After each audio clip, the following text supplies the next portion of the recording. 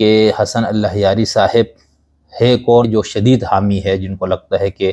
تشیع کی دنیا میں اللہیاری صاحب نے انقلاب برپا کر دیا ہے۔ اس میں سے اللہیاری صاحب کا اپنا تعلق پھر شیعہ اثنا عشری سے ہے، ان کے بھی بہت زیادہ وہ خلاف ہے، وہ کیا اخباری شیعہ ہے، تو اور اس کے باوجود وہ کہے کہ میں اثنا عشری ہوں، تو کیا ایسا ممکن ہے کہ میں اخباری نہیں ہوں؟ بغیر کسی خوف اور بغیر کسی ڈر کے وہ چیزیں بیان کرتا ہے تو بالکل ناراض ہونا بنتا ہے۔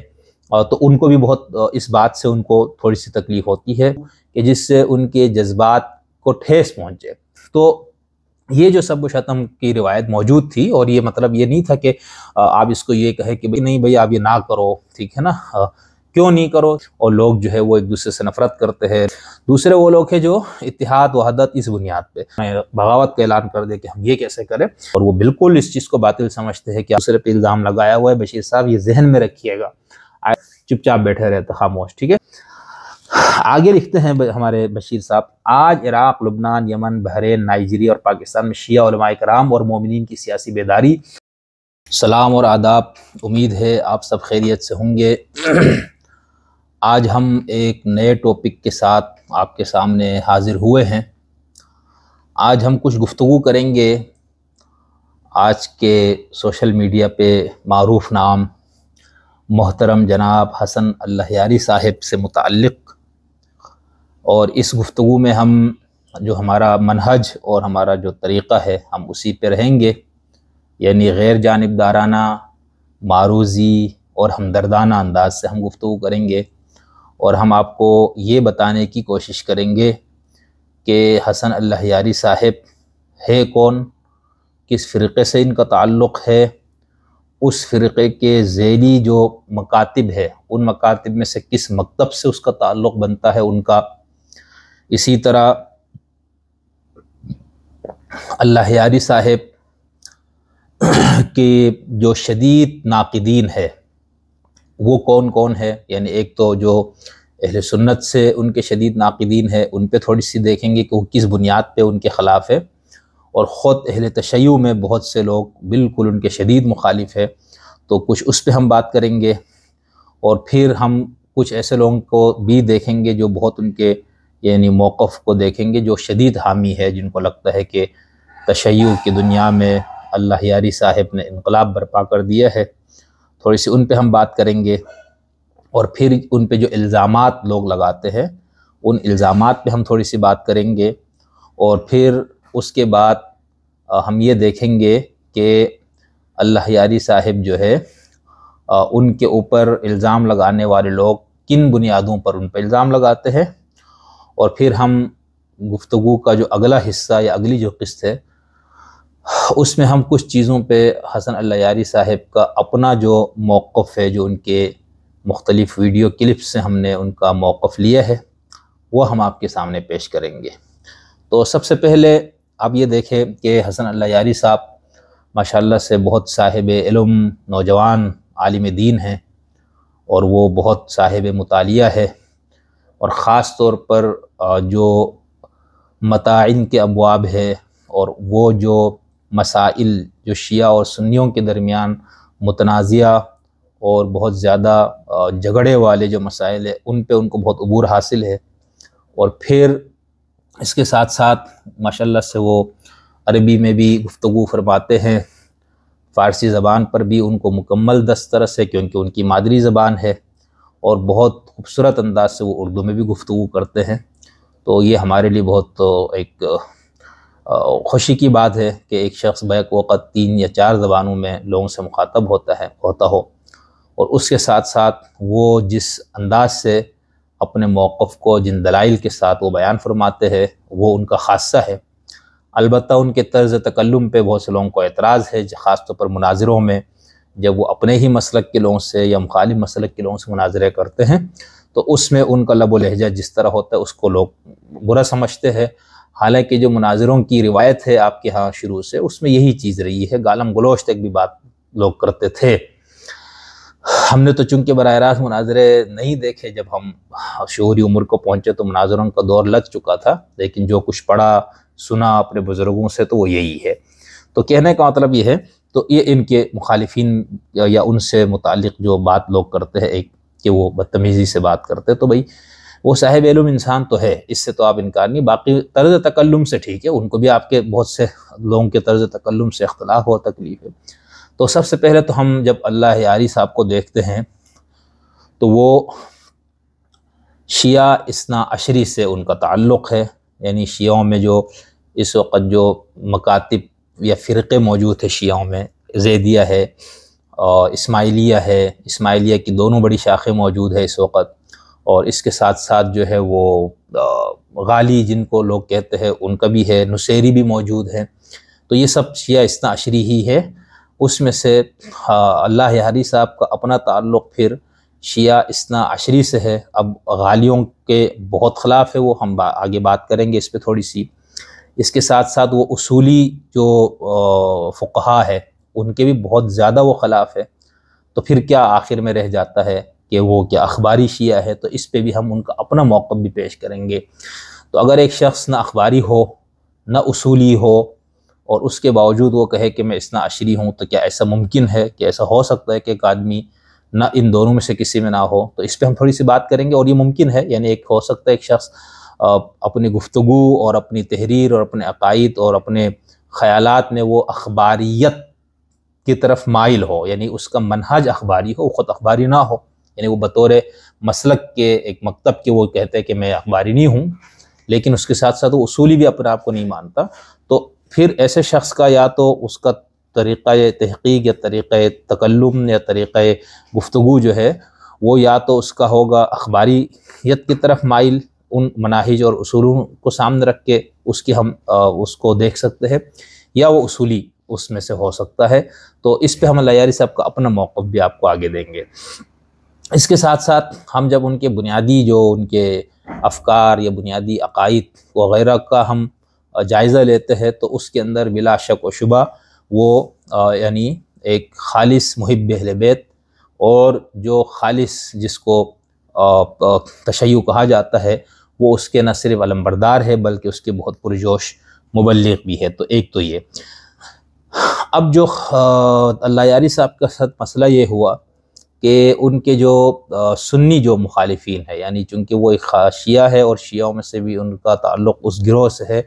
جو باقاعدہ تشیع کی جو چیزیں، جو بنیادی چیزیں کہیں یا فروعات میں سے وہ چیزیں شامل تھی، لیکن ان کو بنیادی اہمیت ان کو حاصل ہو گئی ہوئی تھی تاریخ کے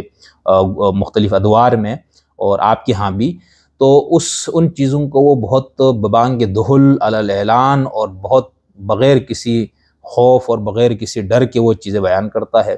تو اس وجہ سے جو غیر شیعہ ان سے جو ناراض ہے، خاص طور پر سنی، ان کو تو بالکل ناراض ہونا بنتا ہے، کیونکہ جن کو مقدس ہستیاں یا شخصیات کہا جاتا ہے ان پہ گفتگو کرتے ہوئے خلفائے ثلاثہ، حضرت عائشہ وغیرہ اور باقی اس طرح کی شخصیات، ان پہ بہت ان کا جرحانہ انداز ہوتا ہے، ظاہر سی بات ہے، اور وہ کتابوں سے ہے، یعنی وہ اس کا اپنا کوئی وضع کردہ نہیں ہے۔ تو متائن پہ جب وہ گفتگو کرتے ہیں تو ایک تو ان کے یہ لوگ ناراض ہو جاتے ہیں جو مخالفین ہیں، مسلکاً جو مخالفین ہیں۔ پھر جو ان کے مسلک کے اندر سے جو اصولی مکتب سے تعلق رکھنے والے لوگ ہیں، اور ان میں سے بھی خاص طور پر وہ لوگ جو اتحاد بین المسلمین وغیرہ کے حوالے سے بہت حساس ہے یا اس کے لیے وہ سنجیدہ کوشش بھی کر رہے ہیں، تو ان کو بھی بہت اس بات سے ان کو تھوڑی سی تکلیف ہوتی ہے، یعنی اتنی تو نہیں جتنی سنیوں کو ہوتی ہے، لیکن بہرحال ان کو یہ ایک سوشل میڈیا پہ گفتگو میں تو لوگ بہرحال ان کو یہ کہتے ہیں کہ یہ وہ چیزیں کرنا، اللہ یاری صاحب وہ چیزیں پھیلا رہا ہے جس سے مراجع نے، مجتہدین نے منع کیا۔ اچھا، اصولی مکتب میں آپ ذہن میں رکھیے گا جتنے بھی مراجع اور مجتہدین ہیں وہ سب نہیں ان باتوں کے قائل، یعنی جو متائن ہے اور جو تبرع وغیرہ کے نام سے جو بہت زیادہ لعن طعن اور بہت بدتمیزی کے ساتھ جن شخصیات کا ذکر کیا جاتا ہے، یعنی ہم یوں کہیں گے کہ جو مقدسات اہل سنت کے اوپر اس انداز سے گفتگو کہ جس سے ان کے جذبات کو ٹھیس پہنچے، ٹھیک ہے، تو اس پر گفتگو کرنے کے لیے بہت سے بڑے مراجع نے اس کو منع کیا ہے، یہاں تک کہ خود آیت اللہ بروجردی وغیرہ، ٹھیک ہے، آیت اللہ خوئی کا بھی آپ کو مل جائے گا جو پہلے کے، اور پھر بعد میں جب انقلاب ایران کے آس پاس اور اس کے فوری بعد تو اس پہ بہت زیادہ زور دیا جانے لگا، اور اس سے پہلے عراق کے اندر ہم دیکھتے باقر الصدر وغیرہ کو آپ دیکھیں، ان کا لب و لہجہ بالکل ایسا لگے گا جیسے یعنی آج جس کو آپ لوگ خمینی یا خمینیت یا خامنائیت کہتے ہیں وہ چیز آپ کو وہاں بھی نظر آئے گی۔ یعنی وہ ان خلفاء کا بھی بڑا ذکر کرتے ہوئے یہاں تک کہ ان کے اوپر ترضی بھی کیا ہے، ٹھیک ہے، اپنی کتاب میں فدق والی تاریخ میں بھی دیکھے، یہاں تک کہ جو سخت مخالف ہے ان کے وہ یہی بنیاد بنا کے کہتے ہیں کہ ان کے اوپر تسنن کا غلبہ ہو گیا۔ تو کہنے کا ہے ایک تو مراجع میں سے وہ لوگ ہیں جو ان بنیادوں پر، اتحاد کی بنیاد پر، اور کچھ ایسے ہیں جو اپنی تحقیق کی بنیاد کو یہ سمجھتے ہیں کہ ان میں سے کچھ الزامات درست نہیں ہے، جیسے ذل فاطمہ، حضرت سیدہ فاطمہ کی پسلیوں کے توڑنے کا یا ان کی شہادت کے اوپر کچھ علماء نے اس کا انکار کیا ہے، یا کچھ فقہا جو ہے وہ یہ کہتے ہیں کہ خلفائے ثلاثہ جو ہے خاص طور پر جو پہلے دونوں تھے وہ ناصبی نہیں تھے، ان میں ناصبیت نہیں تھی، یعنی وہ اہل بیت کے دشمن نہیں تھے۔ تو وہ اصولی فقہا ہونے کے باوجود وہ کس بنیاد پہ ان چیزوں کو نہیں صحیح سمجھتے؟ اپنی تحقیق کی بنیاد پہ سمجھتے کہ یہ چیزیں نہیں ہونی چاہیے۔ پہلا گروہ وہ ہے جو اتحاد اور وحدت کے نام پہ جو تحریک چلی ہے، جو ایک مسلمانوں میں ایک یہ شعور آیا، تو اس کی بنیاد پہ وہ سمجھتے ہیں کہ بھئی ہمیں ایسی چیزوں سے اجتناب کرنے کی ضرورت ہے۔ اب مزے کی بات، مسئلے کی بات یہ ہے کہ یہ وہ چیز ہے جس کو تشیع کا خاصہ ہی سمجھا جاتا تھا۔ یعنی جب ہم تاریخ کے اندر تشیع کو ہی دیکھتے ہیں نا، تو تشیع کی اہل سنت کی جو رجال کی کتابوں میں خاص طور پر، اور جو ملل اور نحل کی کتابوں میں شیعت کی جو بڑی 3 قسمیں کی جاتی ہے، یعنی ایک تو وہ شیعہ جن کو کہا یہ جاتا ہے کہ وہ حضرت علی کو، حضرت عثمان پر فضیلت دیتے تھے، تو ان کو بھی شیعہ کہا گیا، لیکن وہ سنی ہی شمار ہوتے تھے وہ لوگ، ٹھیک ہے، یعنی حضرت علی باقی 2 خلفاء کے مقابلے سے درجے میں کم، لیکن حضرت عثمان پہ ان کو فضیلت تھی۔ ایک تو یہ شیعہ، معتدل شیعہ ان کو کہا جاتا ہے، اور یہی وہ شیعہ جن سے روایتیں لی گئی۔ دوسرا وہ شیعہ جو حضرت علی کو تینوں پہ افضل سمجھتے تھے، تفضیل علی علی خلفائے ثلاثہ، تو یہ بھی شیعت کی قسم تھی شروع میں۔ اور تیسرا جس کو اہل سنت نے بہت زیادہ برا کہا یا ان کے خیال میں غالب قسم کی شیعہ ہے، تو ان کو رافضی کا ٹائٹل دیتا ہے۔ رافضی میں شیعہ خود اپنے لئے رافضی کا لفظ بطور فخر بھی اس کو قبول کرتے ہیں، اور کچھ علماء اس کو منع بھی کرتے ہیں، لیکن اس پر روایتیں بھی موجود ہے امام جعفر صادق وغیرہ کی طرف منسوب۔ تو اس میں سے جو شیعہ ہے جن کو ہم یہ کہتے ہیں کہ جن کو اہل سنت کی طرف سے یہ کہا جاتا ہے کہ یہ رافضی ہے، تو رافضی سے مراد وہی ہے جو تبرہ کرے، جو خلفاء کو، صحابہ کو مرتد مانے، ان کی کردار کشی کرے، ان کو پر سب و شتم کرے، اور ان کی تکفیر تک بھی کرے، سمجھے نا، تو اس کو کہا جاتا تھا رافضی۔ تو کہنے کا ہے کہ یہ تو ایک چیز رہی ہے، لیکن جو گزشتہ کئی صدیوں سے جس تشیع کا مشاہدہ ہم سب نے کیا یا جو لوگ کرتے تھے، وہ یہی تشیع ہے جس کے اندر تبرہ بہت جوش و خروش سے ہوتا تھا۔ یعنی تبرہ سے مراد ایک تو وہ بہت ہلکے مفہوم میں کہ بھئی ظالموں سے برات کا اعلان، وہ تو ٹھیک ہو گیا آپ نے کہ بھئی ہم تو ان سے بری ذمہ ہے، یا ہم ان سے اعلان لا تعلق ہے، لیکن اس کے ساتھ ساتھ سب و شتم، اور سب و شتم کی پھر آپ اس کو جتنا بڑھاتے جائے وہ آپ کے اوپر ہے۔ تو یہ جو سب و شتم کی روایت موجود تھی، اور یہ مطلب یہ نہیں تھا کہ آپ اس کو یہ کہے کہ بھئی یہ تشیع میں یہ چیز داخل کی گئی تھی، نہیں، جس شیعت کی 3 قسمیں میں نے آپ کو بتائی، اور اس میں سے جس کو رافضیت کہہ کے سنی ان کی تکفیر کرتے ہیں یا ان سے بہت زیادہ نفرت کا اظہار کرتے ہیں، تو وہ یہ والے لوگ تھے جو سب و شتم کرتے تھے، خلفاء پہ، صحابہ کی تکفیر وغیرہ کرتے تھے، اور باقی جو الزامات ان کے اوپر ہے۔ تو اب یہ جو مراجع ہے جنہوں نے یہ کہا کہ نہیں بھئی آپ یہ نہ کرو، ٹھیک ہے نا،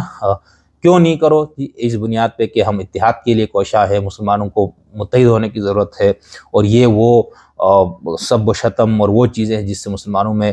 تفرقہ بازی کو ہوا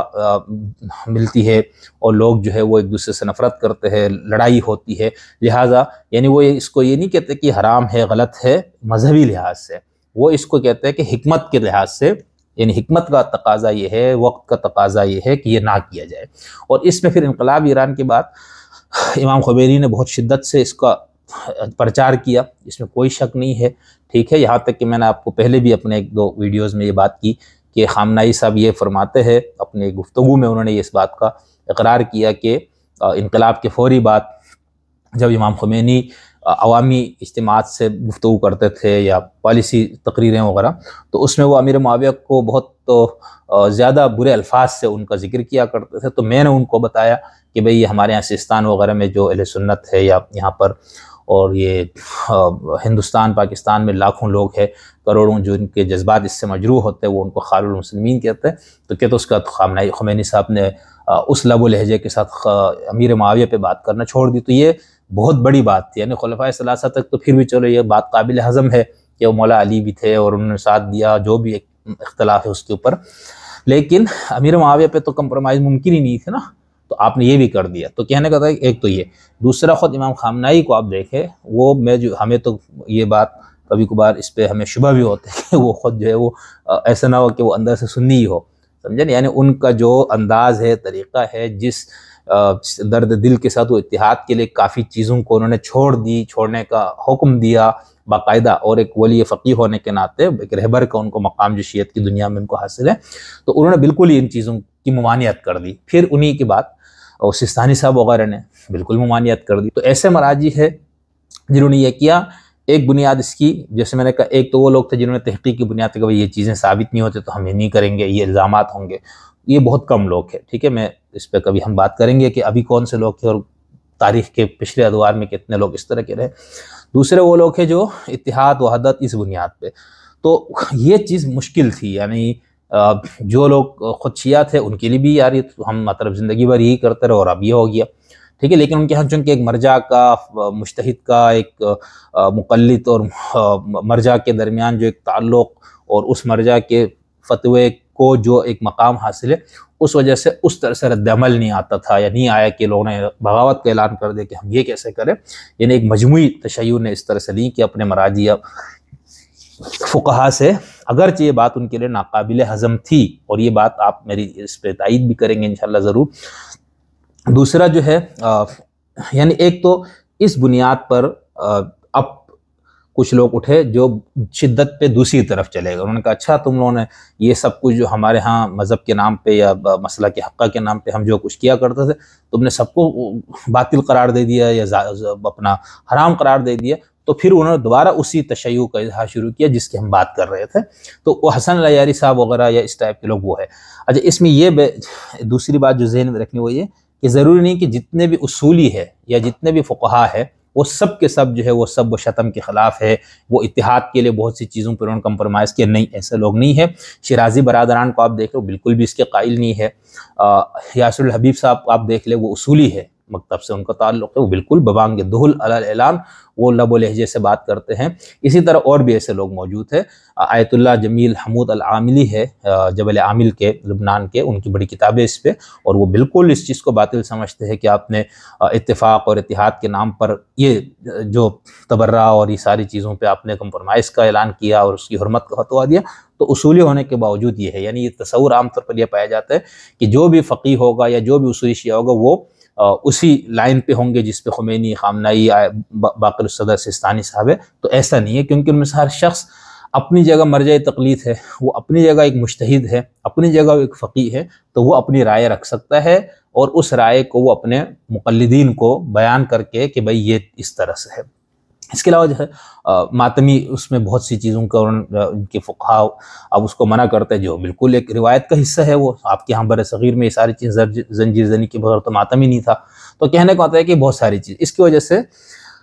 ایسے لوگ آئے جو بہت شدت سے پھر انہوں نے اسی تشیع کا اظہار کیا۔ تو ان میں سے ہم ایک شخص کو جو یہ سمجھتے ہیں اس بنیاد پہ وہ شخص ہے، اور اس بنیاد پہ وہ اس درجے پہ جا کے بات کرتے، اللہ یاری صاحب کا تعلق بھی اسی گروہ سے ہے۔ اور جو ان کے خلاف شیعوں میں ہے، تو میں آپ کو جو بتا رہا تھا بات، وہ لوگ ہیں جو خامنہئی صاحب، امام خمینی صاحب، سستانی صاحب یا ان مراجع کے مقلدین ہیں جن مراجع کا خیال یہ ہے یا جن کا فتویٰ یہ ہے کہ ہمیں مقدسات اہل سنت کی توہین سے اجتناب کرنا چاہیے، بلکہ اس کے حرام کا بھی انہوں نے فتویٰ دے دیا۔ تو اس وجہ سے ایک یعنی متاعن پر۔ اچھا، پھر ایک اور چیز میں آپ کو یہاں بتا دوں، یہ جو گروہ ہے اس میں ہمیں ایک تضاد فکری بھی ہمیں نظر آتا ہے۔ یعنی آپ ان سے بات کریں تو یا لکھتے ہوئے کہ بھئی اتحاد وغیرہ تفرقہ کا ہوا دیتے فلانا، لیکن اندر سے بہت سے لوگ خوش بھی ہو رہے ہوتے ہیں کہ بھئی مطلب یہ تھا نا، مطلب اس طرح سے ہی بات ہونی چاہیے ہے، ظالمین کے ساتھ غاصبین کو ہم کیوں اس طرح سے عزت اور احترام سے نام لیا جائے۔ تو وہ ایک ہمارے ایک بہت پڑھے لکھے ایک عالم آدمی، تو وہ کہتے ہیں، میں نے کسی محفل میں اپنے دوستوں سے کہا کہ تم سب اندر سے یاسر الحبیب اور حسن اللہ یاری ہو، بس وہ اوپر سے تم لوگ. تو مطلب انہوں نے ایک مذاقاً بات کی، یعنی وہ یہ کہنا یہ چاہ رہے تھے کہ وہ ہمارا مزاج تو ہے، یعنی یہ چیز تو ہمیں متاثر کرتی ہے، ہم اس چیز سے خوش تو ہوتے، لیکن چونکہ مراجی نے اور انہوں نے اس کو حرمت کا فتویٰ دیا اور اتحاد کے لیے اس کی ضرورت ہے، لہٰذا ہم اس پہ خاموشی اختیار کرتے. اچھا، یہ جو طبقہ ہے نا امام خمینی کا، امام خامنائی کا، ان سے متعلق جو سنیوں میں جو شدت پسند گروہ ہے، یا جو بلکہ اکثریت کا یہ خیال ہے کہ بھئی حقیقت میں تو یہ سارے جو وہ ہے اصولی، یعنی حقیقت میں وہ یہ کہتے ہیں کہ یہ جو اس طرح سے فتویٰ لگانے والے لوگ ہیں، تو یہ جو میں آپ سے بات کر رہا تھا کہ یہ جو ہمارے ہاں اہل سنت کے برادران میں سے بہت سے لوگ یہ سمجھتے ہیں کہ یہ خمینی، خامنائی وغیرہ نے یہ بس صرف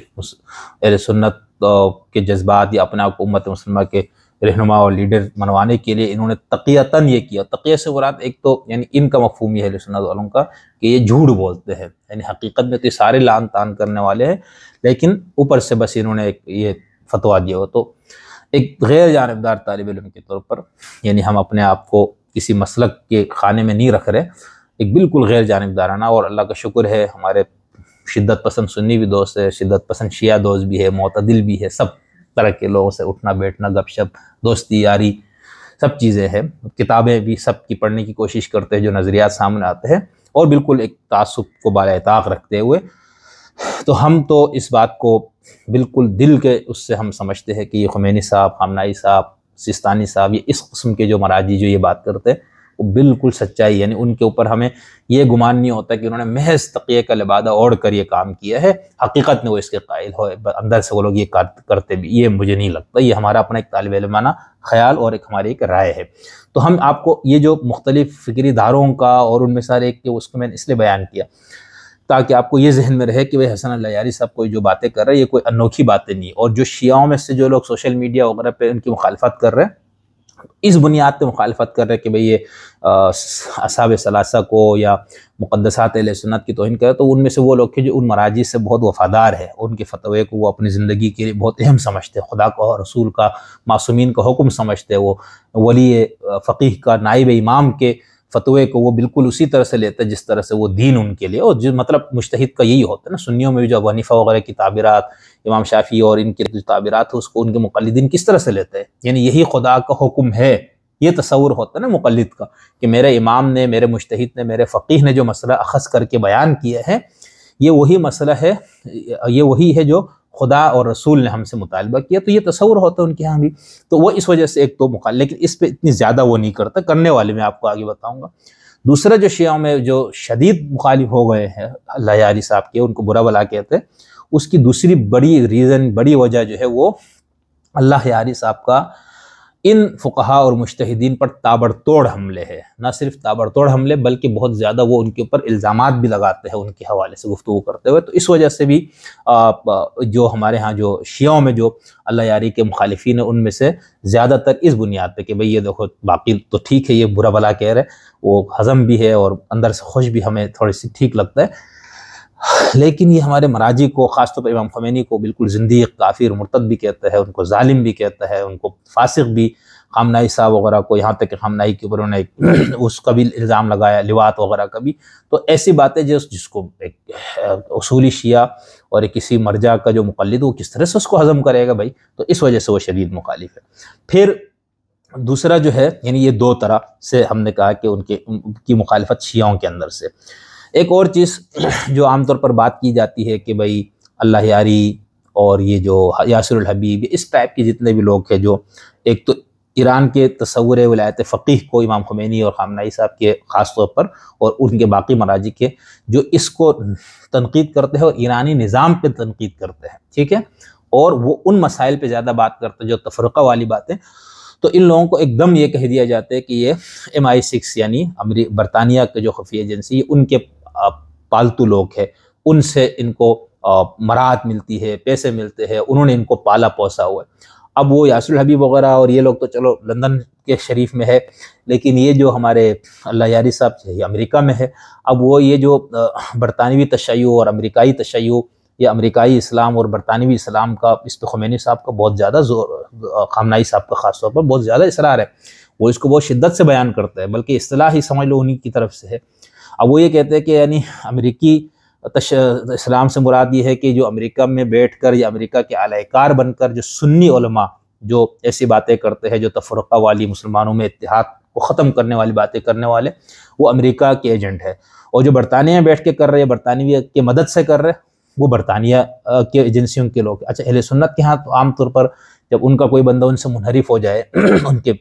اجتماعی موقف وغیرہ سے اس پہ تنقید کرے، اس سے الگ ہو جائے، تو اس پہ جو الزام لگتا ہے کسی ایجنٹ ہونے کا، تو سیدھا امریکہ کہ بھئی امریکہ۔ اس کی سب سے بڑی مثال اور واضح مثال اور بڑی روشن مثال جو ہے ہمارے اس محترم جناب جاوید احمد غامدی صاحب حفظہ اللہ ہو۔ یعنی ابھی گزشتہ دنوں ان کے داماد نے ہمارے ایک دوست کے نجم سہروردی صاحب کے چینل پہ ایک انٹرویو دیا، تو اس میں انہوں نے کوئی ایسی بات کی تھی جس کو انہوں نے پھر کہا، دیکھا ہم نے کہا تھا کہ امریکہ کا ایجنٹ ہے، امریکہ کے پروجیکٹ کو آگے بڑھانے والا ہے، اور روشن خیالی کا پروجیکٹ ہو، اسلام میں جہاد وغیرہ کے تصورات کو بالکل تہس نہس کرنے والا پروجیکٹ ہو، تو غامدی صاحب پہ الزام ہے، اور وہ کہتے ہیں بھائی اس کے بڑے ثبوت ہے، ابھی دیکھو غامدی صاحب امریکہ میں بیٹھ کے یہ سب کچھ کر رہے۔ تو یہ اب جب ہم یہ دیکھتے ہیں کہ جو پاکستان سے انڈیا تو اتنا نہیں، اس میں پاکستان سے یا ایران سے یا بحرین سے یا عراق سے یا اس طرح کے جتنے مسلم ممالک سے جو لوگ جا کے پناہ لیتے ہیں ان ممالک میں، ہم ان لوگوں کو دیکھتے ہیں تو ان کے اندر یعنی اس بنیاد پر کہ چونکہ لوگ وہاں پناہ لے کے بیٹھے ہیں، اس پہ الزام لگانا تو یہ جسارت کی بات ہے بھائی۔ یعنی خود امام خمینی انقلاب سے پہلے کہاں پر بیٹھے تھے؟ ٹھیک ہے نا، فرانس میں بیٹھے تھے۔ تو کہنے کو ہوتا ہے کہ اب آپ اس بنیاد پہ ان پہ الزام لگائے کہ بھئی یہ وہاں کا ایجنٹ تھا، ٹھیک ہے۔ اب بات ہے، ٹھیک ہے، انقلاب ایران پہ تحقیق کرنے والے کچھ لوگوں نے تو یہ چیزیں بھی لکھی کہ بھئی ان سب کے پیچھے کسی نے برطانیہ کا بھی ہاتھ ڈال دیا، کسی نے امریکہ کا بھی ڈالا ہوا۔ تو یہ تحقیق کرنے والوں نے مختلف پہلوؤں پر بمعہ ثبوت، وہ ان ثبوت اور ان دلائل کو آپ اور میں کتنا مانتے ہیں الگ کی بات ہے، تو انہوں نے یہ بات کی ہوئی ہے۔ تو کہنے کا ہوتا ہے کہ یہ جو لوگ ہیں جو وہاں پر گئے، ان میں سے بھی ان پہ زیادہ تنقید ہوتی ہے، ان کو زیادہ برا کہا جاتا ہے جو سب صحابہ وغیرہ سے بڑھ کر وہ سب مراجی کریں، اور ان میں سے بھی وہ لوگ جو ایرانی نظام ولایت فقیہ پہ تنقید کرے، تو ان کو تو ہمارے ہاں تو لوگ اس کو بخشتے ہی نہیں نا۔ یعنی ان کو یہ لگتا ہے کہ یہ خدا، رسول، معصومین اور ائمہ طاہرین وغیرہ کی گستاخی سے زیادہ یہ بندہ جو ہے نا بدبخت نکلا ہے۔ اس طرح سے ہمارے ہاں رویہ ہے ایسے لوگوں کے بارے میں، جیسے ہمارے ہاں یاسر الحبیب کی میں نے آپ کو مثال دی، شیرازی گروہ کی یا حسن الیاری کی۔ حالانکہ اور ایسے لوگ ہیں جو بعینہ ہی اس تشیع کو پیش کرتے ہیں جس میں سب و شتم باقاعدہ ببانگ دہل ہے، لیکن چونکہ وہ ایران کے نظام ولایت فقیہ پہ تنقید نہیں کرتے تو ان کو بخشا گیا ہے۔ جیسے نجاح طائی صاحب، بہت بڑا نام ہے، ان کی بڑی کتابیں ہیں، اور ان کی پہلی کتاب یعنی جس کے اندر انہوں نے باقاعدہ لکھا ہے کہ غار میں بھی حضرت ابوبکر ساتھ نہیں تھے، یعنی حضور کے، اس حد تک وہ اس طرح کی بات کرتے ہیں۔ ان کی گفتگو سنے یوٹیوب پہ، ان کے عربی میں زیادہ بات کرتے ہیں، بلکہ ان کی ساری باتیں کتابیں ان کی ہے۔ اسماء اولاد معصومین میں تحریف ان کی کتاب ہے، یعنی ایک یہ مسئلہ تھا کہ بھئی حضرت علی کے بچوں کے نام ابوبکر، عمر، عثمان وغیرہ کیسے ہے، تو اس کو انہوں نے بالکل کہا نہیں ہے بھئی، اب وہ شیعہ کتابوں میں بھی ہے تو اس کو رد کر دیا، وہ اس حد تک شدت سے، ٹھیک ہے۔ ان کے خلاف اتنی بات نہیں ہوتی، چلو ٹھیک ہے، ان کو عوامی اس میں ہمارے ملکوں میں ادھر زیادہ نہیں، لیکن ویسے یوٹیوب پہ بھی آپ دیکھیں تو ان کے اوپر اس طرح سے تنقید نہیں ہوتی، کیونکہ وہ ایرانی نظام ولایت فقیہ کے وہ حامی ہے۔ لیکن وہ جو سب شتم ہے یا توہین مقدسات اہل سنت، اس معاملے میں وہ بالکل وہ اپنے حقیقی جو بنیادی تشیع جس کو سمجھا جاتا ہے وہ اسی کے قائل ہے۔ ان کی جو کتاب میں نے آپ کو بتایا کہ انہوں نے کتاب لکھی کہ غار میں جب ہجرت والی رات حضرت ابوبکر نہیں تھے حضور کے ساتھ، کوئی اور بندہ تھا، تو اس کے بارے میں کسی نے یاسر الحبیب سے پوچھا کہ بھئی یہ بندہ کیا کہہ رہا ہے، آپ اس کو کیا کہتے ہیں؟ اچھا، یاسر الحبیب کا ان کے بھی آپس میں چاہے تو ولایت فقیہ ایران کے حامی ہے، نجاح طائی صاحب، یاسر صاحب اس کے خلاف ہے، اور ویسے ان کے علمی اختلافات بھی ہے۔ تو یاسر الحبیب نے کہا بہت ہنستے ہوئے جواب دے کہ یار دیکھو، کاش کاش کاش ایسا ہوتا، یعنی کوئی ثبوت اس طرح ہوتا، کوئی کتاب تاریخ سے یہ بات ثابت ہوتی کہ اس رات حضرت ابوبکر نہیں تھے، تو مجھ سے زیادہ اس پہ کس کو خوشی ہوتی۔ لیکن اس نے کہا ہم اس کا انکار نہیں کر سکتے، وہ حضرت ابوبکر ہی تھے حضور کے ساتھ غار میں۔ تو ان لوگوں کے اوپر جو ولایت فقیہ کے جنرل تصور پر جو اخباری مائل لوگ، یا جو ایران کے تصور ولایت فقیہ پر تنقید نہیں کرتے لیکن مقدسات کی توہین کرتے، اس کو ٹھنڈے پیٹوں ہضم کر لیا جاتا ہے، ایک اس کو بھی۔ اچھا، اس کے بعد ہم جب جو لوگ الزامات لگاتے ہیں نا، ہمیں تو زیادہ تکلیف پہ ہوتی ہے کہ آپ بغیر ثبوت کے تہمت لگاتے ہیں کہ یہ MI6 کے ایجنٹ ہے، یہ CIA کے ایجنٹ ہے، یہ فلانا ملک کے اس کے لوگ ہیں، تو اس کے لیے آپ کے پاس پروف ہونا چاہیے نا، یعنی آپ بغیر دلیل کہ آپ بغیر کسی ثبوت کے الزام، ایک تو ظن غالب، آپ نے کہا یہ ان کو بڑی آزادی ہے فلانا ہے، تو بھائی آزادی دیکھو یار، اللہ نہ کرے آپ کی زندگی میں بھی یہ چیز آئے کہ آپ کو بھی ان میں سے کسی ملک میں جا کے پناہ لینے کی ضرورت پڑے، ٹھیک ہے، جن سوسائٹیوں میں جن ملکوں میں ہم لوگ رہتے ہیں ہم لوگوں کو پتہ ہے نا، یعنی یہاں پر آپ تھوڑی سی ایسے غیر ذمہ دارانہ سیاسی پہلو سے بات کریں یا اس طرح سے مذہبی، تو آپ کا جینا محال کر دیا جاتا ہے۔ تو بہت سے شیعہ ہمارے پاکستانی گئے ہیں جنہوں نے وہاں پر پناہ گزین ہو گئے ہیں، اب سیاستدان کتنے ہیں، الطاف بھائی کی آپ کے ابھی تک مثال ہے، تو بہت سارے ایسے لوگ ہیں نا، یعنی عرب دنیا سے بھی ایسے لوگ ہیں، ایران سے کافی لوگ اس طرح سے نکلے ہوئے، تو بھائی کم سے کم دنیا میں بیچاروں کو کہیں تو جینے کا آپ حق دو نا، یعنی آپ اپنے ملکوں میں بھی ان کو نہیں جینے دیں گے، قتل کریں گے، ان کو مظالم ڈائیں گے، اور اگر وہ آپ کے پنجے سے نکل کے کہیں ملک میں چلے گئے تو آپ نے پھر الزامات لگانا۔ ابھی کس حد تک بری بات ہے یعنی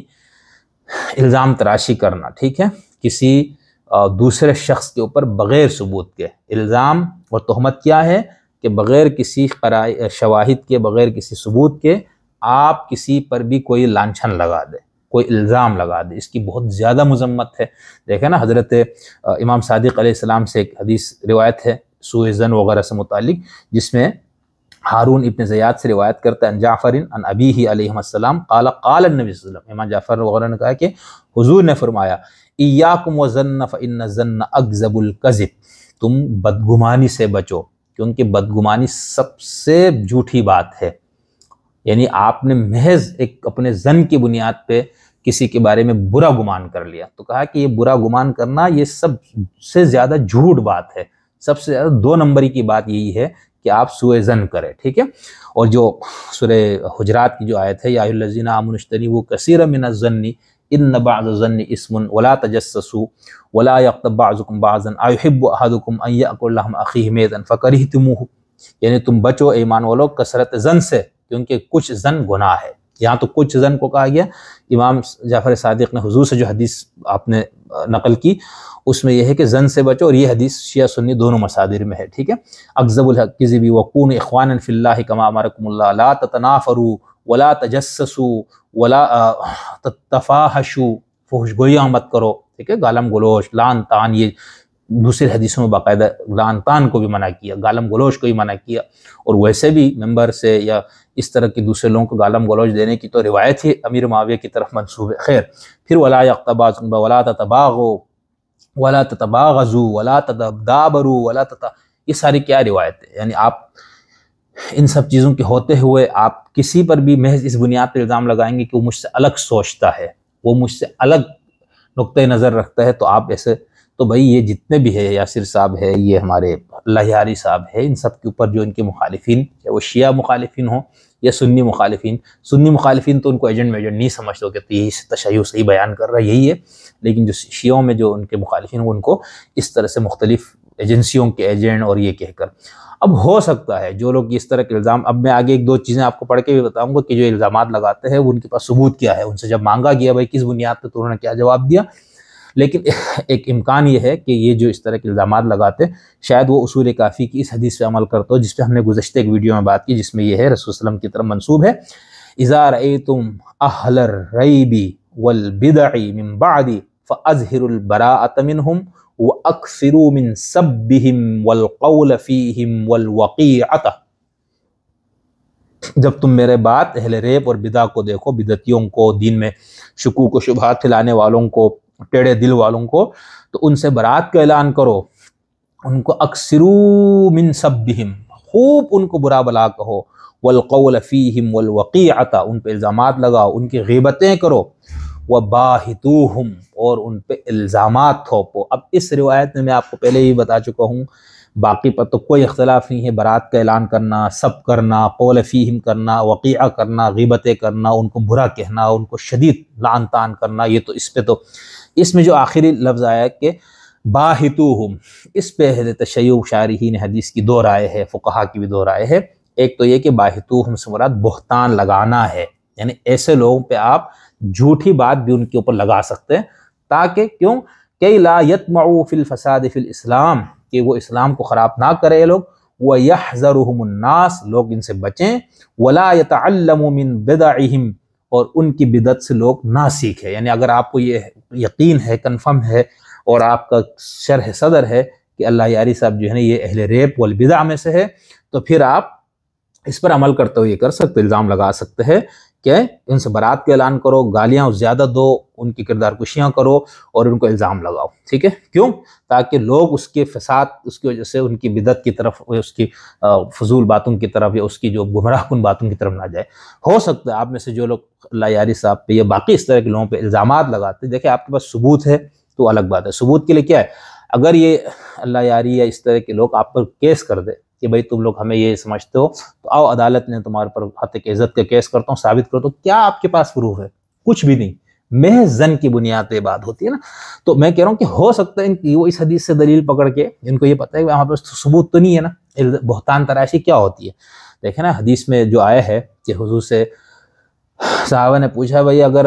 آپ نے فرمایا کہ بھئی تم غیبت مت کرو، سب کچھ آپ نے اس کی جب کی، تو کسی نے پوچھا کہ بھئی اگر ہم کسی شخص کے بارے میں ایسی بات کرتے ہیں جو وہ بات اس پہ نہیں ہے، کہ کوئی ایسی برائی ہم کسی ایسے شخص سے منسوب کرے کہ وہ برائی اس پہ نہ ہو، تو کیا یہ بھی غیبت ہے؟ تو آپ نے کہا یہی تو،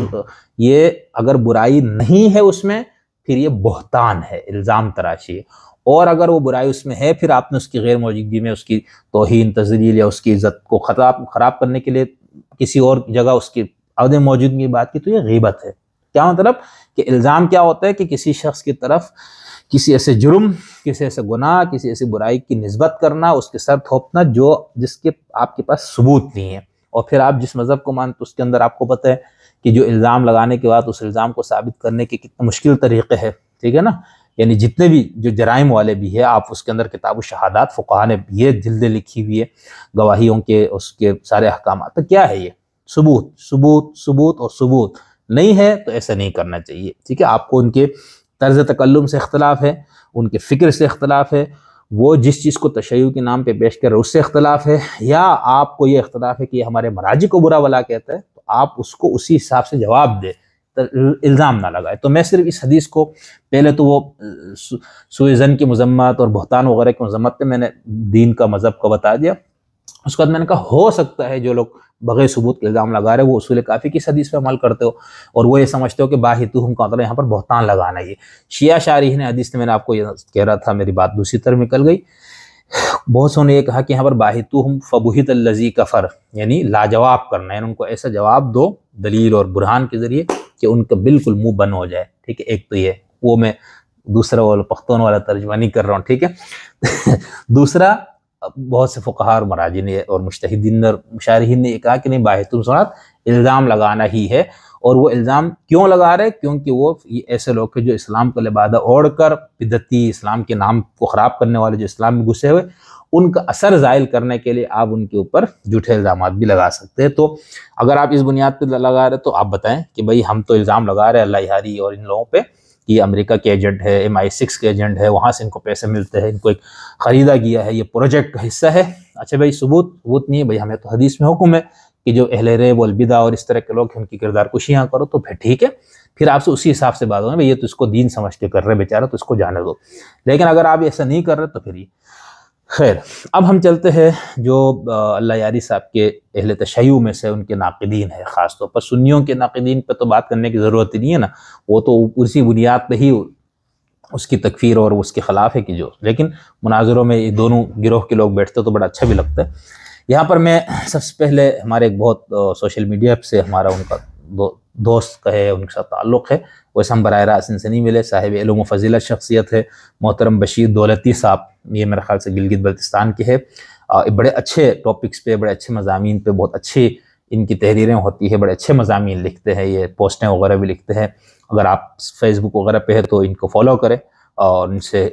اپنے بہت سی ایسی چیزیں جو خاص طور پر عرب اور فارس کی دنیا اور باہر کی دنیا میں بہت سے خیالات، نظریات سے بھی آگاہی آپ کو حاصل ہوتی ہے، بہت پڑھنے لکھنے والے شخص۔ ان کا ایک مضمون ہے جو حوزہ نیوز قم میں یہ مضمون شائع ہوا ہے۔ مضمون کا جو عنوان ہے وہ ہے استعمار کی تراشیدہ چند شخصیات اور نظریات کا جائزہ۔ اچھا، اس کے اندر تمہید انہوں نے یوں لکھی ہے کہ حق و باطل کا معرکہ ہمیشہ جدا اور واضح رہا ہے، باطل ہمیشہ حق کو اوڑھ کر آتا ہے تاکہ لوگوں کو دھوکہ دے سکے، میدان میں اتنی دھول اٹھے کہ کوئی چیز درست طریقے سے پہچانی نہ جائے تو اسے فتنہ کہا جاتا ہے۔ یہ ایک خاص کیفیت ہے جو صحیح اور غلط کی پہچان میں انسان کو دھوکے میں ڈالتی ہے۔ آگے پھر انہوں نے حضرت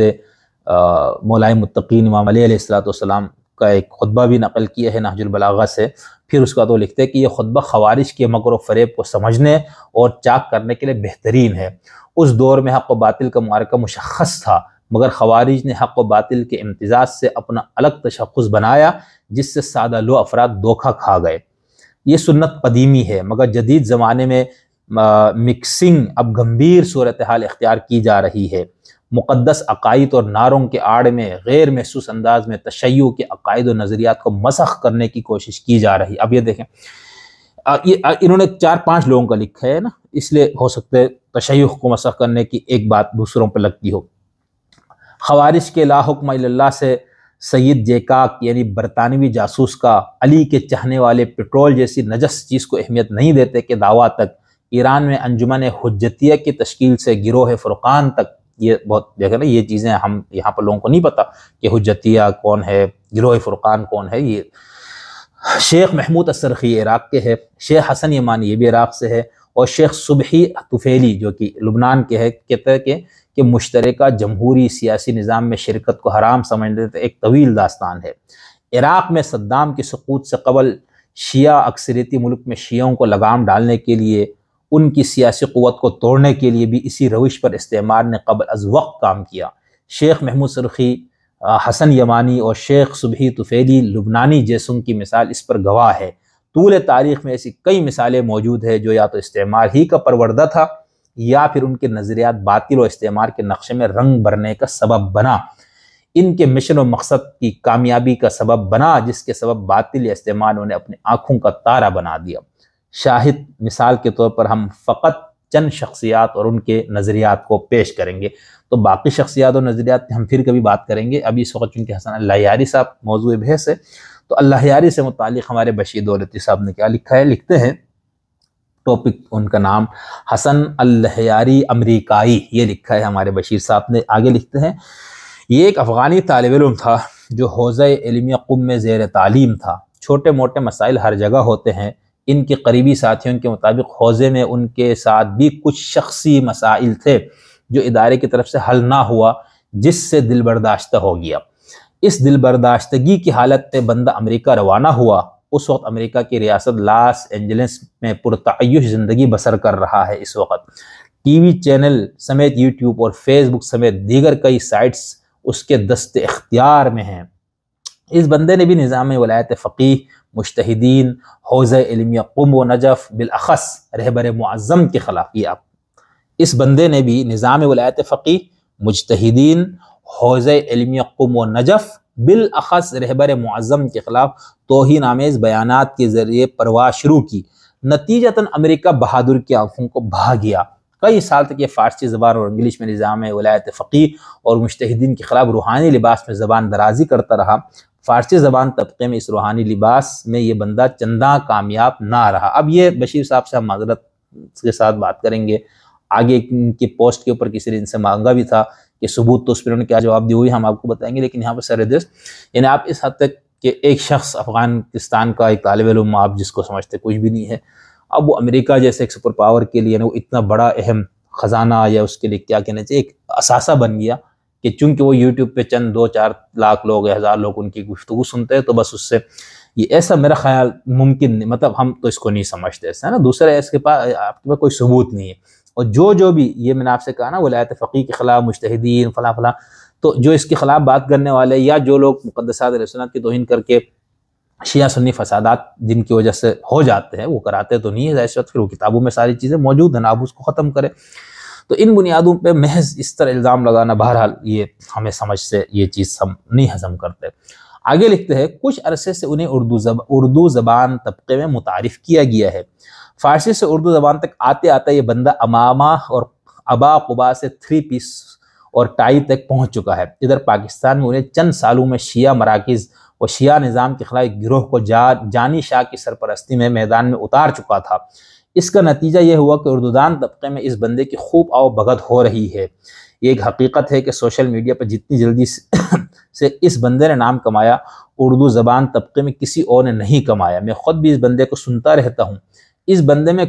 کچھ بہتری پہلے کی نسبت آئی ہے۔ سوشل میڈیا پر اہل دیوبند کے بڑے بڑے دیووں کے ناک میں اس نے نکیل ڈال دی ہے۔ اب یہ مطلب آپ یعنی خوشی جو آپ کو ہے نا وہ اس سے ہے، ٹھیک ہے۔ اچھا وہ نکیل کس بات پہ ڈال رہا ہے؟ وہ شیعت کے قتل اس پہ نہیں، وہ خلفاء اور جن مقدس شخصیات کی برا بلا کہنے پر مراجع نے حرمت کا فتویٰ دیا ہوا ہے انہی کے سب و شتم پہ نا۔ تو آپ کو یہ کہ بھئی یہ چلو آگے لکھتے، یہ شیعہ علماء سے الجھتے رہنے کے بجائے دیوبندی علماء سے یوں ہی تاریخی مناظرہ کرتا رہے تو زیادہ اچھا ہے۔ اب یہاں پر آ کر بشیر دولتی صاحب بھی دولتی مار گئے، ٹھیک ہے۔ مطلب ہے کہ بھئی آپ جس امام رہبر جس کو آپ مان رہے ہیں ان کا کیا اس کے اوپر فتویٰ ہے؟ سب سے بڑے مرجع تقلید سیستانی کا کیا فتویٰ ہے؟ ٹھیک ہے، دیوبند یا جو اس طرح کے جو شدت پسندوں نے ان اعتقادی اور فقہی اختلافات کی بنیاد پر جو کچھ ان کو بتایا اس پہ آپ کو قتل و غارت گری جو کرتا اس کی تو کوئی بھی شخص اس کی حمایت کرنا دور کی بات ہے، اس کے لیے کوئی تحسین کی کلمات بھی کہنا ہمارے خیال سے تو انسانیت سے گرا ہوا ایک شخص ہوگا نا یہ کرے۔ لیکن آپ نے وہ اپنے اندر والی بات کر دی نا کہ یہ ہمارے مراجعین کے برا بلا کے نہ اس کی وجہ سے امریکہ کے، تو بھائی اس امریکی ایجنٹ صاحب کہہ رہے کہ یہ دیوبندیوں سے مناظرے کرے، ان کو ناکوں میں نکیلے ڈالے، تو خیر یہ اس طرح کی چیزیں ہیں نا۔ آگے لکھتے ہیں، تاریخی مناظروں میں شیعہ ہمیشہ سرفراز رہا ہے۔ کوئی بھی شیعہ عقائد و منطق کے ساتھ مناظرہ کرے گا تو وہ سرفراز ہوگا، چاہے مولوی اسماعیل ہو یا حسن اللہیاری یا کوئی طالب علم۔ لہٰذا ہمارے جوان اس مکتبی خصوصیت کو فردی خصوصیت و کمال نہ سمجھے، بس ٹھیک ہے پھر آپ بھی کریں، سمجھے نا۔ ایسا نہیں ہوتا مناظرے میں، ایک تو یہ کہ ہر شخص اپنے آپ کو ہی سمجھتے ہے کہ میں ہی کامیاب اور کامران ہوا ہوں، میرا مخالف کیا، اور یہ مناظرے کوئی اس طرح کے حق اور باطل کے فیصلے اس سے نہیں ہوتے۔ بہرحال عام آدمی یا لوگ اس طرح دونوں کے دلائل کو سن کے کوئی ہو سکتا ہے، یعنی بہت سے شیعہ سنی ہوئے ہیں، بہت سے سنی شیعہ ہوئے، تو یہ کوئی ایسی چیز نہیں ہے، یہ آنے جانے والی چیزیں ہیں نا، مطلب کوئی ادھر آ رہے کوئی ادھر جا رہے، ہم اس پہ کئی بات کریں گے کہ ہمیں شیعہ کیوں، میں سنی کیوں، میں وہابی کیوں، میں فلانا کیوں، میں فلانا کیوں۔ اس سے آپ کو نظر آئے گا بھائی کوئی شیعہ ہوتا ہے تو کن بنیادوں پہ ہوتا ہے، کوئی وہابی ہو گیا تو کن بنیادوں پہ ہوتا ہے، کوئی دیوبندی ہوگی تو کن بنیادوں پہ ہوتا ہے، کوئی ملحد ہوتا ہے تو کن بنیادوں پہ۔ یہ ایسا نہیں ہے، یعنی یہ کہ میں اگر شیعہ سے سنی یا سنی سے شیعہ ہوا تو یہ حق اور باطل کا وہ بن گیا، میرے لیے بنا نا، باقیوں کے لیے خیر۔ آگے لکھتے ہیں، استعمار نے انہیں شیعہ سنی اختلافات کو بڑھانے اور شیعہ نوجوانوں کو اپنے مراکز قم و نجف اور مراجعین بالخصوص نظام ولایت فقیہ سے دور کرنے کے لیے میدان میں اتارا ہے۔ اس صورتحال میں ہمارے جوانوں کو عقل و بصیرت سے کام لیتے ہوئے اپنے مرکز سے منسلک رہنے کی ضرورت ہے۔ بہرحال یہ کچھ چیزیں انہوں نے بتائی، اب اس میں آپ خود فیصلہ کیجئے گا۔ میں صرف وہ جو الزام یہ لگا رہے اور دوسرے نے یہ جو کہا کہ یہ دیوبندیوں سے ان سے مناظرہ کرے تو ٹھیک ہے، تو اس پہ میں نے آپ کو تبصرہ کر دیا کہ بھائی اس سے آپ بشیر صاحب کیا فرمانا چاہ رہے ہیں۔ آگے انہوں نے لکھا ہے کہ نوربخشیوں کے بارے میں اللہ یاری کا جواب، اس بندے کو ہر قسم کی سہولیات دے کر آگے لانے کا اصل مقصد مسلمانوں کے درمیان موجود اختلافات کو ہوا دینا ہے۔ یہ ہر ایک نے دوسرے پہ الزام لگایا ہوا ہے، بشیر صاحب یہ ذہن میں رکھیے گا۔ آیت اللہ خمینی پر بھی یہ الزامات ہے، یہ آپ نوٹ کریں، اور یہ ایسے ارے غیر نتھو خیرو نہیں، باقاعدہ اس کے پر محققین اس پہ بات کرتے ہیں، تو مطلب یہ کہ ہم وہی نہیں کہتے کہ وہ آسمانی صحیفہ ہے محققین کی تحقیق، لیکن الزام تو لگاتے ہیں نا، اس میں کیا یعنی سنیوں کا ایجنٹ کا الزام کتنے شیعوں پہ لگا ہوا ہے کہ یہ اس طرح ایجنسیوں کی، تو اس طرح نہیں ہے۔ آگے لکھتے ہیں، اللہ یاری سے جب مسلک نوربخشیہ کے بارے میں سوال کیا گیا تو خلاف توقع اس نے انتہائی کم علمی کا مظاہرہ کرتے ہوئے انہیں گمراہ قرار دے دیا۔ خلاف توقع چلے، میرے خیال میں یہ اللہ یاری کا کمزور ترین و غیر منطقی ترین جواب تھا۔ اس جواب کے ذریعے اللہ یاری نے ہزاروں نوربخشی شیعہ جوانوں کا دل دکھانے کے ساتھ ساتھ بلتستان کے ماحول کو خراب کرنے کی بھرپور کوشش کی، جس کی ہم مذمت کرتے ہیں۔ شیعہ نوربخشیہ حضرت نور بخش علیہ رحمہ کے مقلدین کا نام ہے۔ مردہ مجتہد کی تقلید پر باقی رہنے کی وجہ سے انہیں گمراہ قرار دینا سراسر ظلم ہے۔ اب یہ ہم نوربخشیت پہ بھی انشاءاللہ پوری تفصیل سے بات کریں گے نا کہ وہ شیعہ ہے، سنی ہے، دونوں نہیں ہے، کیا ہے، ان کے اپنے اندر گروہی اختلافات کیا ہے، تو ایسا۔ آگے لکھتے، خود اللہ یاری تو اخباری ہے، اصول و تقلید سے دور کبھی تعلق نہیں۔ اب یہ بشیر دولتی صاحب کا اس بات کو بھی ہم نے ذہن میں رکھنا ہے، کیونکہ ہم آگے خود اللہ یاری صاحب کے ہی سے پوچھیں گے بابا تم کون ہو، ٹھیک ہے۔ یہاں پر ہمارے دولتی صاحب نے لکھا ہے کہ خود اللہ یاری تو اخباری ہے، اصول و تقلید سے دور کبھی تعلق نہیں۔ ہمارے نزدیک تو اللہ یاری سے بڑا شیعہ مومن اور عزادار نوربخشیہ حضرات ہیں۔ میرا نوربخشیہ علماء اور جوانوں سے گزارش ہے کہ اللہ یاری جیسے استعماری ایجنڈے کے تحت بولنے والوں کو شیعوں کا نمائندہ نہ سمجھا جائے اور ایسے لوگوں سے دور رہا جائے۔ اب اس کے بعد انہوں نے آگے نتیجہ لکھا ہے کہ اب یہ اللہ یاری اور باقی شخصیات کو ملا کر، میں یہ تھوڑا سا وہ ہے، میں اس میں سے کچھ چیزیں پڑھتا ہوں۔ لکھتے ہیں، ان شخصیات کے نظریات، عقائد اور جد و جہد سے میں اس نتیجے پر پہنچا ہوں کہ استعمار انقلاب اسلامی ایران کے بعد تشیع کی سیاسی قوت سے انتہائی خوفزدہ ہے۔ اچھا بھائی، نظریہ امامت و ولایت جو پہلے ایک قلبی و فکری قبولیت کے طور پر شیعوں کے عقائد و کتابوں میں تھا، اسے امام خمینی علیہ الرحمہ نے سیاسی شعور میں بدل کر جمہوری اسلامی کی شکل میں پیش کیا۔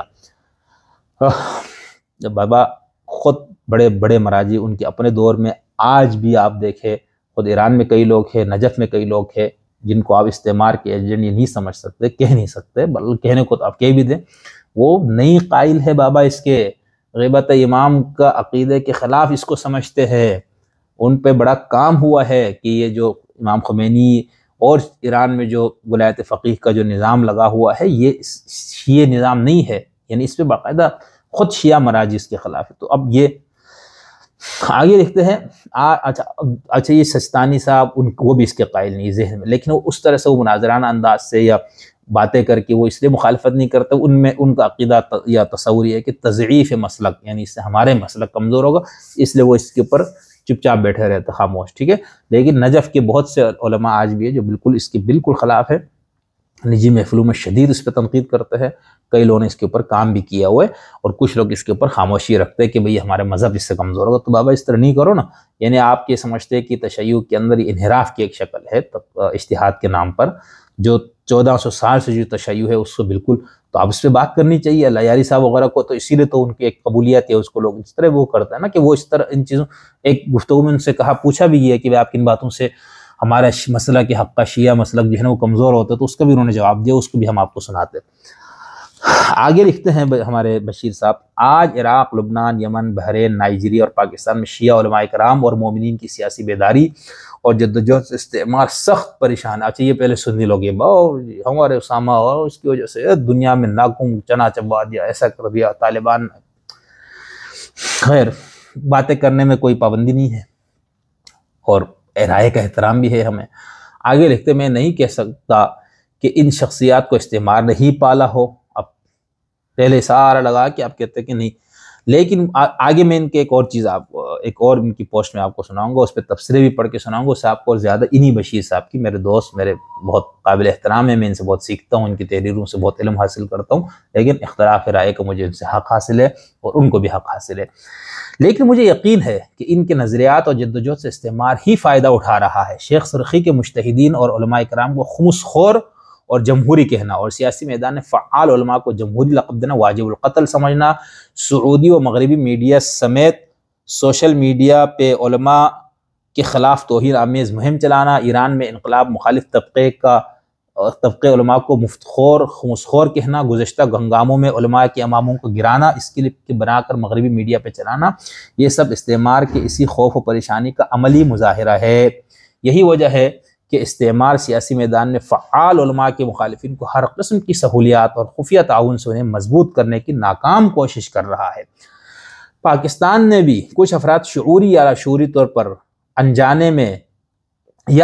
میں شیخ سرخی شیخ طفیلی کے نقش قدم پر چل پڑے ہیں۔ علماء حق کو جمہوری اور غیر جمہوری میں تقسیم کرنا، مفتخور و خمسخور کہنا، نظام امامت و ولایت اور مہدویت کو منکر قرار دینا، تشیع کے دائرے سے نکالنے کے بعد کافر و مشرک کہنا، دراصل یہ شیخ سرخی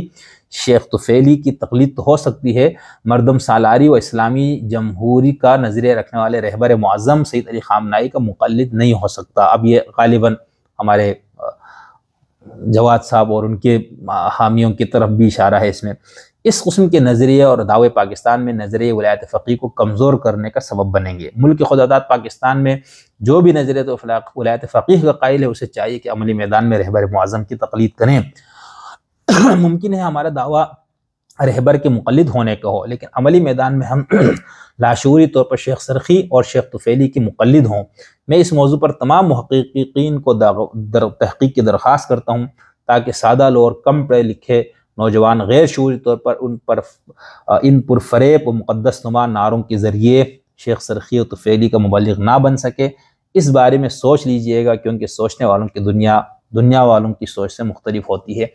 یہ میں نے صرف اللہ یاری صاحب کا حصہ اور پھر اس میں جو نتیجہ انہوں نے کہا وہ پڑھ کے آپ کو اس لیے سنایا تاکہ، اور یہ شدید مخالف ہے، اس بنیاد پہ انہوں نے اس میں لکھ دیا کہ اللہ یاری صاحب کو اتنا برا کیوں سمجھتے ہیں ہمارے بشیر صاحب، وہ اس بنیاد پہ کہ وہ مراجی کے اور ایران کے نظام ولایت فقیہ کے خلاف بات کرتے ہیں، جبکہ جو ان کی حامی ہے ہمارے اللہ یاری صاحب کے، وہ ان کے لیے بڑا، وہ کہتے ہیرو ہے بھائی، دیکھو اس نے تو ہمارے کو اصل تشیع جو ہم سے اوجھل ہو چکا تھا، وہ تشیع جو ہمارے ہاتھ سے چھینا جا چکا تھا، اجتہاد کے نام پہ، اتحاد کے نام پہ ہم سے جو چیزیں ختم کرائی گئی تھی، اب اللہ یاری صاحب نے ان سب کو دوبارہ زندہ کر دیا۔ تو یہ دو اس کے اندر انتہائیں ہیں۔ گفتگو طویل ہو گئی، ہو سکتے ہم 3 قسطوں میں یہ بات ختم کریں۔ تو اگلے جو قسط ہے اس میں ہم دوبارہ انہی بشیر صاحب کے ایک مضمون کا، ایک پوسٹ کا ہم ذکر کریں گے۔ اس پوسٹ کے اوپر کچھ اہل علم کے سوالات اور جو تفسیر ہے وہ تھوڑا آپ کو پڑھ کے سنائیں گے، اور اس کے بعد پھر ہم ایک اور شخص کا مضمون بھی آپ کو پڑھ کے بتائیں گے، اور پھر انشاءاللہ ہم تیسرا جو ہم اس پہ کلپ کریں گے، تیسری جو قسط ہم کریں گے، اس میں ہم کچھ موضوعات پر MI6 کے الزام ہونا، اخباری ہونا، کیا ہو، مراجی اور ان کے خلاف جو اللہ یاری صاحب کا جو بنیادی دعویٰ وغیرہ ہے، اس کے اوپر ہم پھر تیسری قسط کے اندر بات کریں گے، جس کے اندر ہم اللہ یاری صاحب کے اپنے بھی کچھ چیزیں آپ کے سامنے رکھیں گے۔ پھر آپ سے دوبارہ اگلی قسط ملاقات ہوتی ہے اور اسی موضوع پر، اور اگلی